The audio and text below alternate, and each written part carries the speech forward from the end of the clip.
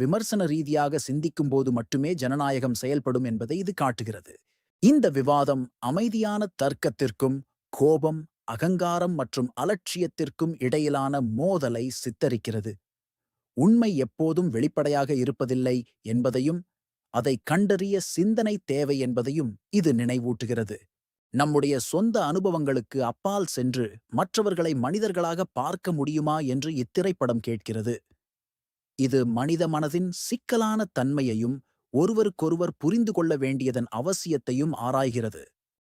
கிட்டத்தட்ட முழு திரைப்படமும் ஒரு அறையில் 90 நிமிட நிகழ்நேரத்தில் நடைபெறுகிறது. இது ஒருவித அடைபட்ட உணர்வையும் பதற்றத்தையும் உருவாக்குகிறது. உரையாடல்கள் மற்றும் கதாபாத்திரங்கள் மீது கவனம் செலுத்த நம்மை தூண்டுகிறது. ஆரம்பத்தில் பரந்த கோண லென்ஸ்கள் மனிதர்களுக்கு இடையே உள்ள இடைவெளியை காட்டுகின்றன. பதற்றம் அதிகரிக்கும் போது டெலிஃபோட்டோ லென்ஸ்கள் மற்றும்